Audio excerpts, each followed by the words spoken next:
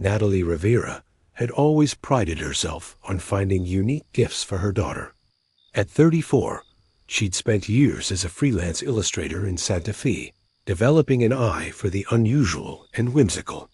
When she stumbled across the limited edition Labubu doll on a collector's website, she knew it would be perfect for Lucia's 5th birthday. The seller in Oregon described it as a rare variant with exceptional craftsmanship and an unforgettable smile. The package arrived on a Tuesday in March, wrapped in yellowed newspaper that smelled faintly of mothballs, and something else, something organic and sweet, like overripe fruit. Natalie set it aside until Lucia's birthday on Saturday, ignoring the strange way. The package seemed to vibrate slightly when she carried it upstairs. March had been unseasonably cold in New Mexico, with frost covering the adobe walls of there. Home each morning despite the calendar insisting spring had arrived.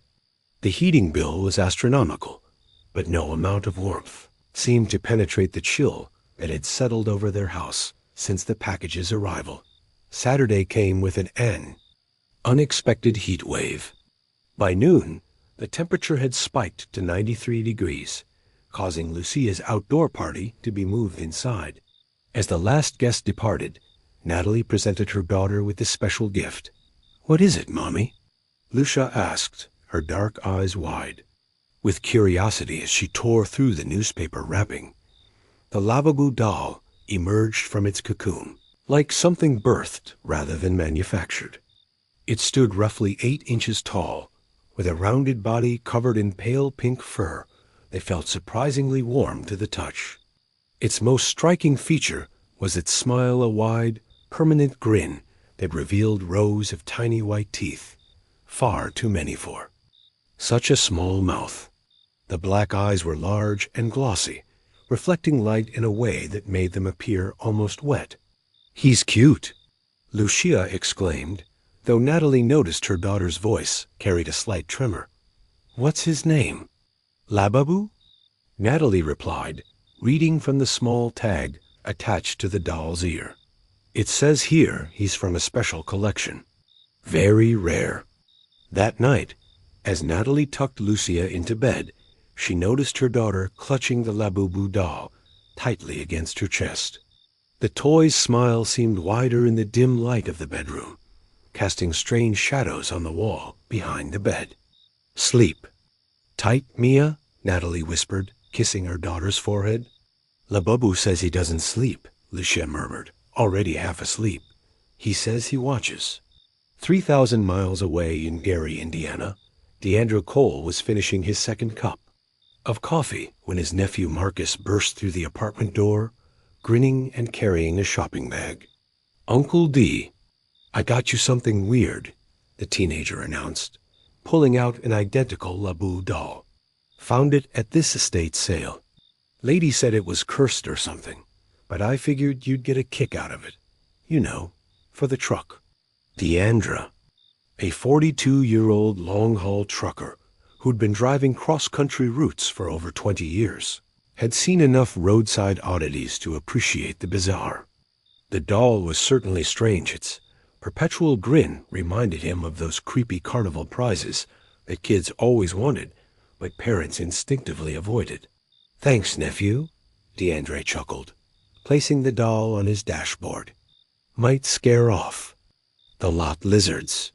That same day in Savannah, Georgia, 68-year-old Susan Blake was sorting through a donation box at the library where she'd worked for 43 years before retiring.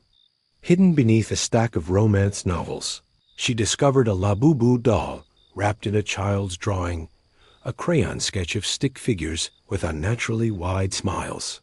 "How odd," Susan murmured, adjusting her reading glasses. The doll's fur was slightly matted, and one of its ears was torn, but something about its expression drew her in. "You don't belong with these old books, do you?"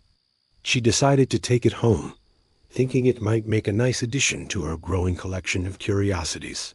Meanwhile, in Tacoma, Washington, 19-year-old college freshman Elliot Jong was browsing a weekend flea market when he spotted the Labubu doll sitting alone on a card table covered with various trinkets. The elderly vendor, who had been chattering constantly to other customers, fell silent when Elliot approached.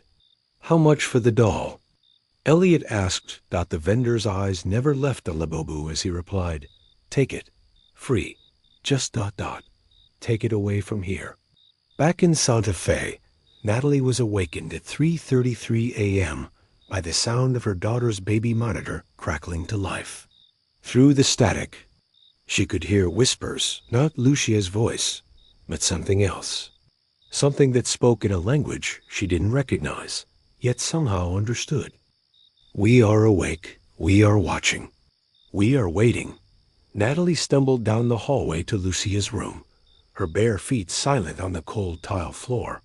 The door was ajar, and through the gap she could see her daughter sitting up in bed, the Labubu doll, in her lap. Lucia was drawing on a large sheet of paper with crayons that Natalie didn't remember buying, crayons that seemed to glow faintly in the darkness. "Lucia?" Natalie whispered, pushing the door open. Her daughter looked up, and for a moment, Natalie didn't recognize the expression on her child's face. Lucia's smile was too wide, stretching her small features in a way that looked painful.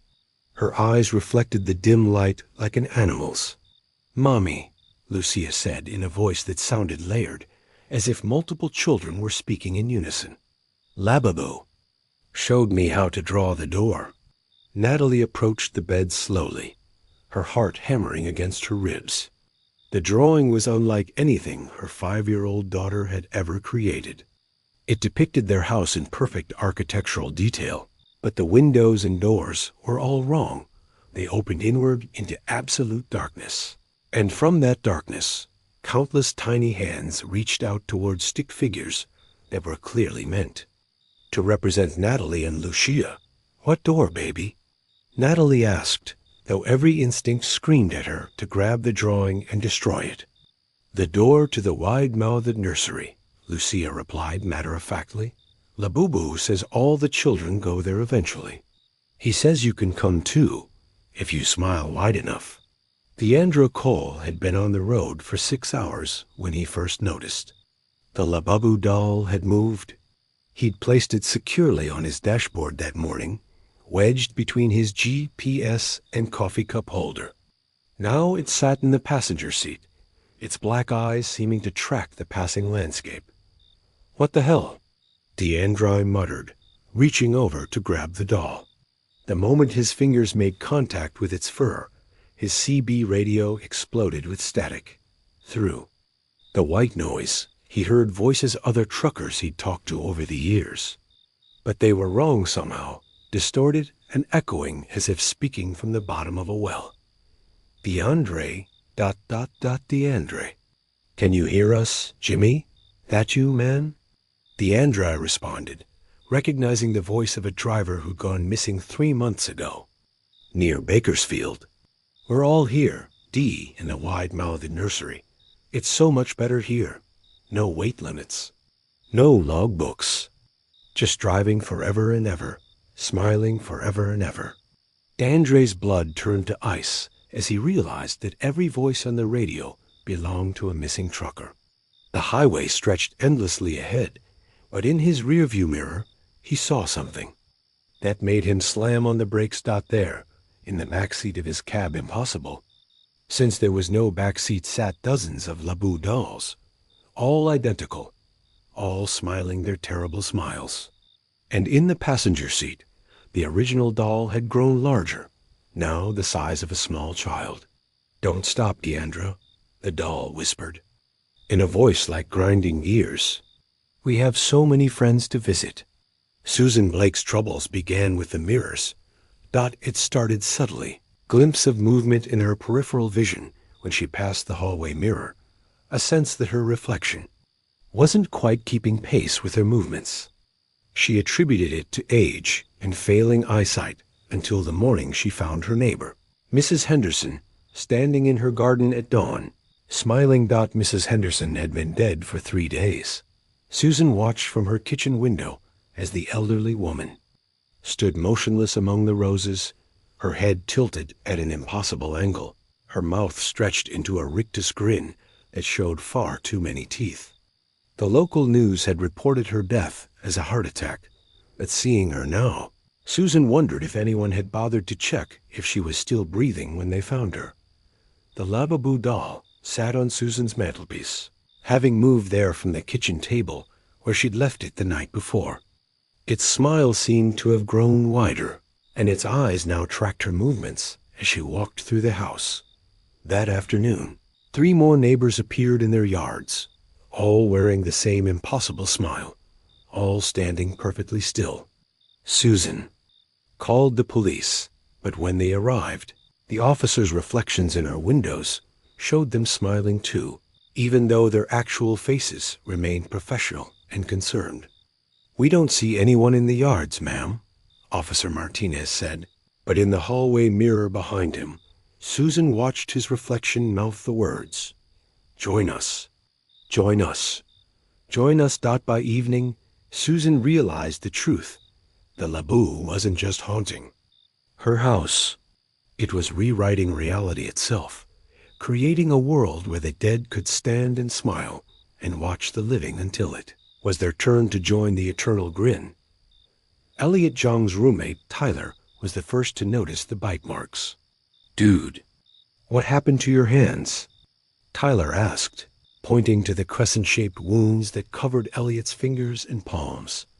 Elliot stared at the marks, which hadn't been there when he'd gone to bed the night before. They were small and precise, like the bites of a child's teeth, and they throbbed with a strange warmth that seemed to pulse in rhythm with his heartbeat. "I don't know," Elliot said honestly. "Maybe I scratched myself in my sleep," but he knew it wasn't true. He remembered the dream, if it had been a dream.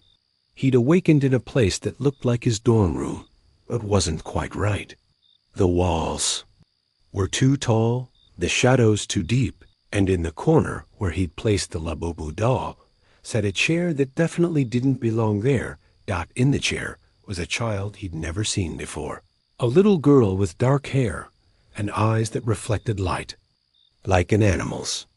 She was drawing on a large sheet of paper with crayons that seemed to glow in the darkness. "You have to help us," the child had said without looking up from her drawing. "Labubu needs more friends. He gets lonely." "Who are you?" Elliot had asked. "I'm Lucia," the child replied, finally raising her head to reveal a smile that stretched far beyond the boundaries of her small face. "And these are my friends." She gestured to her drawing, and Elliot saw that it depicted the interior of his dormitory. Every room was filled with students, but they were all wrong, their limbs bent at impossible angles, their faces locked in the same wide grin, their eyes empty holes that seemed to tunnel into infinity. "We're all going to be such good friends," Lucia said, and then she bit him. As March dragged on, the 4 carriers of the cursed Labubu dolls began to experience a phenomenon none of them could have anticipated. Their nightmares started to bleed together. Natalie found herself dreaming of long highways that stretched through impossible geometries, while Deandre's sleep was filled with images of children's drawings that moved and writhed on the page. Susan's dreams took her to college dormitories where students sat in perfect rows, all smiling, all silent, while Elliot wandered through adobe houses and desert landscapes where the dead tended gardens. The dolls themselves began to change. Natalie noticed that Lucia's Labubu had grown taller, its limbs elongating and its smile widening until it resembled less a toy and more a small person wearing a costume of pink fur. Deandre's doll had begun to speak to him in multiple voices, reciting the names and locations of every missing trucker it claimed to have collected. Susan's mirror-bound tormentor no longer bothered to hide its movements, openly repositioning itself throughout her house while maintaining eye contact. And Elliot's dormitory had begun to smell of something organic and sweet, like overripe fruit, as black mold spread across the walls in patterns that resembled tiny handprints. But it was Lucia who made the first breakthrough. her 5-year-old mind somehow more receptive to the truth than the adults around her. "Mommy," she said one morning over breakfast, her voice back to normal, but her eyes still too bright. "Labubu told me about the others. There's the truck man, and the library lady, and the college boy. They all have friends now, too." "What others?" "Baby?" Natalie asked, though she already knew she didn't want to hear the answer. "The ones who got the special Labubus," Lucia explained patiently. "Labubu says we're all connected now, like a spider web. And soon, everyone will be part of the wide-mouthed nursery." Natalie's background as an illustrator had taught her to research obscure subjects, and she threw herself into investigating the Labubu phenomenon with the desperation of a mother protecting her child. What she discovered chilled her to the bone. Labubu character had been created by a Hong Kong artist named Ka-Sing Lo, but the cursed variants were something else entirely.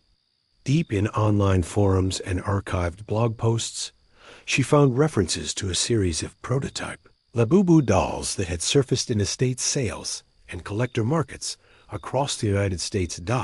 According to the fragmented accounts, these prototypes were connected to a toy designer named Margaret Sinclair, who had worked briefly with Lung's company in the early 2000s, before disappearing under mysterious circumstances.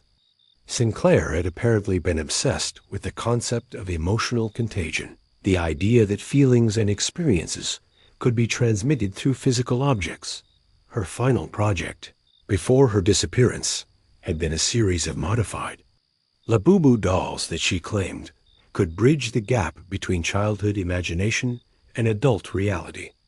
The few surviving emails and design documents suggested that Sinclair believed children's minds were naturally more susceptible to paranormal influence, and that toys could serve as conduits for entities from what she called adjacent realities. The most disturbing detail Natalie found was a police report from 2003, filed by Sinclair's landlord after she'd been missing for 2 weeks. When authorities entered her apartment, they found her workspace covered in children's drawings, hundreds of them, all depicting the same thing: stick figures with impossibly wide smiles, standing in front of a large doorway that opened onto darkness. According to the report, the drawings appeared to have been created by dozens of different children, but Sinclair lived alone and had no children of her own. The breakthrough came at 3:33 a.m. on a Tuesday, exactly 1 month after Natalie had given Lucia the cursed doll. She was awakened by the sound of her daughter's laughter echoing through the house, but when she reached Lucia's room, she found it empty. The bed was unmade, the Labubu doll nowhere to be seen, and the window, which had been locked, stood wide open to the cold March night. Panic consumed her as she searched the house, calling Lucia's name and receiving no response. It wasn't until she reached the living room that she saw the impossible sight that would haunt her for the rest of her days. The wall had changed. Where once there had been a simple white plaster surface, now there was a doorway not cut into the wall, but drawn there in waxy crayon strokes that seemed to glow with their own light. The doorway was tall and wide, easily large enough for an adult to walk through, and beyond it lay not the adjacent room, but something else entirely. Through the doorway, Natalie could see a vast space that defied architectural logic. It appeared to be a nursery, but one built for giant's cribs the size of cars, toy boxes tall as houses, and rocking horses that moved in slow, hypnotic circles, despite having no one to ride them. The walls were covered in children's drawings, thousands upon thousands of them, all depicting the same wide smiles and reaching hands. And there, in the center of it all, stood Lucia. Her daughter appeared unchanged except for her smile, which had grown so wide it seemed to split her face nearly in half. Around her stood dozens of other children, some Natalie recognized from missing person posters she'd seen over the years, others completely unfamiliar, but all wearing the same impossible grin. "Mommy," Lucia called out in a voice that echoed strangely in the vast space. "Come see. Labubu made the door just like I drew it. Now we can all play together forever." As Natalie watched in horror, more figures emerged from the shadows of the wide-mouthed nursery. She saw Deandra, his trucker's cap still perched on his head, but his eyes now hollow and empty. Susan appeared next, her librarian's cardigan buttoned neatly, but her mouth stretched into the same terrible grin. And finally, Elliot shuffled into view, his college sweatshirt torn and stained, but his smile perfectly, impossibly wide. "We're all here," Lucia continued, her voice now joined by a chorus of others. "All of Labubu's friends. And now you can be a friend too, Mommy. All you have to do is smile." Natalie understood in that moment that she stood at a crossroads. The doorway pulsed with an otherworldly energy that seemed to tug at something deep within her chest, promising an end to worry, an end to pain, an end to the crushing responsibility of protecting her child in a world full of dangers. In the wide-mouthed nursery, Lucia would never grow up to face heartbreak or disappointment. She would never know the weight of adult responsibility or the fear of mortality. She would simply smile and play and laugh for eternity, surrounded by other children who had made the same transition. All it would cost was everything that made them human. The Labubu doll materialized beside Lucia, but it was no longer a toy. It stood nearly 4 feet tall now, its pink fur rippling with unnatural movement, its black eyes deep as wells. When it spoke, its voice was a harmony of every child who had ever passed through the doorway. "She chose to come," Labubu said, gesturing to Lucia with one elongated arm. "They all choose. Choice is important. It makes the smile real." "Give her back," Natalie demanded, though her voice shook with terror. "She is not taken," Labubu replied. "She is invited, as are you, as are all who receive our gifts. The invitation is always open. The doorway is always here, between 3:33 and 4:33, when the boundary is thinnest." Natalie looked at her daughter, her beautiful, innocent daughter, and saw the truth in Lucia's impossibly wide smile. This wasn't possession or coercion. Lucia genuinely wanted to stay in this place, where childhood never ended and happiness was permanent. "What happens if I don't come?" Natalie asked. "Then you return to your world," Labubu said simply. "The doorway closes. The invitation remains. Every night, between 3:33 and 4:33, you may choose again. Until one night, you choose to smile." The choice was elegant in its simplicity and horrible in its implications. Natalie could leave now, alone, and spend the rest of her life knowing that her daughter was trapped in an eternal nursery, smiling a smile that wasn't entirely her own. Or she could step through the doorway and join that perfect, terrible happiness. "I need time to think," Natalie said. "Time is meaningless here," Labubu replied. "But we will wait. We are very patient." Natalie stumbled backward from the doorway. As it began to fade, the crayon lines growing dim until the wall returned to its normal appearance. But she knew it was only temporary. She'd seen the truth behind the reality she'd always taken for granted. In the days that followed, she threw herself into research with renewed desperation. The pattern became clear as she traced the history of the cursed Labubu dolls through online forums, police reports, and missing person cases. Margaret Sinclair hadn't just disappeared in 2003. She'd been the first to cross over, leaving behind a carefully planned legacy. Before her transition to the wide-mouthed nursery, she'd created exactly 12 prototype dolls, each one designed to find its way to a specific type of person: parents whose love made them vulnerable, lonely adults who craved connection, and children whose imaginations were strong enough to serve as gateways. The dolls didn't randomly distribute themselves. They were drawn to psychological profiles that Sinclair had spent years researching. The trucker who drove alone for weeks at a time, the retired librarian who had never had children of her own, a college student far from home for the first time, the devoted mother whose entire identity revolved around protecting her child. Each doll came with its own methodology of influence, tailored to its recipient's specific vulnerabilities. Dandre's doll used isolation and the hypnotic nature of long-distance driving. Susan's worked through her loneliness and her lifelong habit of finding comfort in reflections and photographs. Elliot's exploited his anxiety about academic failure and social acceptance. And Natalie's targeted her deepest fear, the possibility of failing to protect her daughter. But the most insidious part of Sinclair's design was the time limit. The dolls didn't force their recipients into the wide-mouthed nursery immediately. Instead, they allowed them to experience the horror gradually, building up psychological pressure until the eternal smile seemed like a relief rather than a curse. Through her research, Natalie discovered that she wasn't alone in her situation.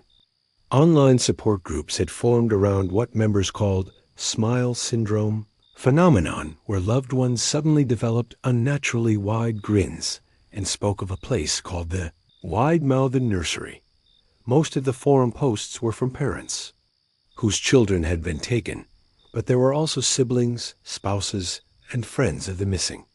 They shared stories that followed the same pattern. A cursed object appears, usually but not always a Labubu doll. Behavioral changes begin gradually, then accelerate until the person vanishes during the hour between 3:33 and 4:33 a.m. One post stood out from the rest, written by a user called TruckerDad79. My nephew Marcus brought me one of those dolls 3 weeks ago. I put it on my dashboard like a joke, but it's not funny anymore. I keep finding myself on roads that aren't on any map, talking to other drivers on the CB who I know are dead. Yesterday, I pulled into a truck stop and saw my own rig in the parking lot with another version of me sitting behind the wheel, smiling. When I got closer, he rolled down the window and said, "You can stop fighting it any time, Deandra."